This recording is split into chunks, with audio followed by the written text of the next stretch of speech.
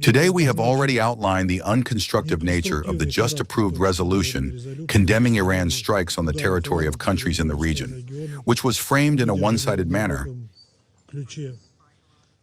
and the additional explanations of the representative of Bahrain do not convince us otherwise.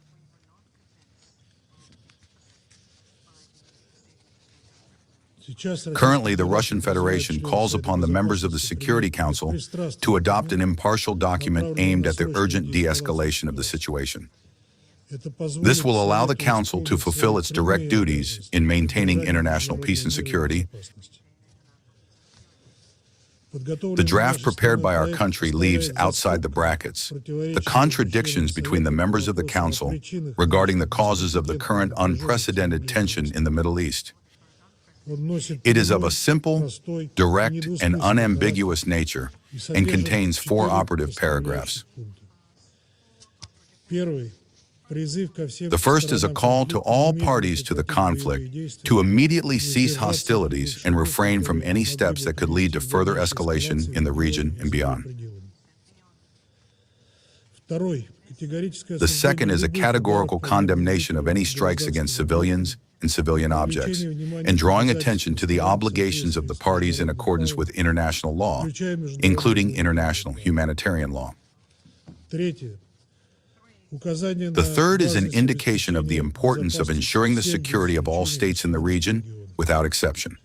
The fourth is an urgent call to all parties to immediately return to the negotiating table. We are convinced that the mentioned elements fully reflect the views of the Security Council members in connection with current events, including those voiced during the Council meeting on February 28th. At the same time, in preparing the draft, we deliberately chose not to mention any of the parties. We are perfectly aware that such an approach would have made it impossible to reach a consensus and, as a consequence, would have prevented the Council from sending a fundamentally important signal as quickly as possible regarding the need for immediate de-escalation and restraint by all conflicting parties. In the course of working on the draft, the Russian Federation circulated the document for written comments from the members of the Council and held in-person informal consultations. We note that not a single delegation voiced any objections or concerns regarding the text itself. In this context, we expect that all colleagues will demonstrate responsibility and speak out in support of the Russian draft, which could become a timely and extremely necessary step for the political and diplomatic settlement of the situation in the Middle East. Thank you. Mr. Chairman, we are deeply disappointed that today the Security Council failed to adopt such a highly sought-after resolution focused on the need for de-escalation in the Middle East and a return to the search for negotiated solutions. We would like to express our gratitude to those colleagues who spoke in favor of adopting the document proposed by Russia. We believe that they conducted themselves responsibly and with principle, as befits members of the Security Council. Some colleagues still did not find the strength and wisdom within themselves to make the only correct decision, and a number of them did so purposefully. After all, for them, the main thing is to march in step with their big brother and listen to all his commands. They have just rejected the opportunity to send, through the Council, an unambiguous demand for an immediate cessation of hostilities and the settlement of any disputes by peaceful means.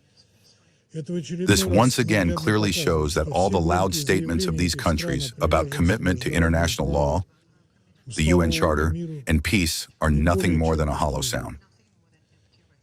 Their position is determined purely by opportunistic political interests and bloc solidarity, as well as the fear of falling into disfavor with their senior comrades.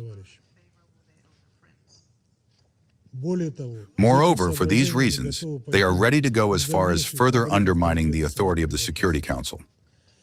It is quite telling that not a single one of the delegations that spoke against or abstained was able to explain exactly what they found unsatisfactory in the text prepared by us. Routine statements, such as the importance of focusing on the resolution proposed by Bahrain and the Gulf Cooperation Council countries, do not hold up to any criticism. The Russian draft in no way contradicted the document of the regional countries and contained no mutually exclusive elements in relation to it. Therefore, such words are nothing more than a ridiculous attempt to justify the fear of speaking out in support of an initiative, no matter how balanced and depoliticized it may be, simply because it is disadvantageous to the true instigators of the bloody events in the Middle East. It is even more dangerous if other geopolitical goals are hidden behind their decision. The responsibility for any negative consequences on the ground that may be entailed by the bad faith and irresponsibility of certain members of the Council lies entirely and completely with them. This vote is a litmus test and, excuse the expression, a test for lice. We are curious, do those countries that did not support this resolution really not understand how pathetic they look? We have already said that this is not even double standards. This is surrealism, a looking-glass world, and a theater of the absurd, and in general, simply a disgrace. We will now constantly remind you of this whenever, in other situations, you pass yourselves off as champions of international law.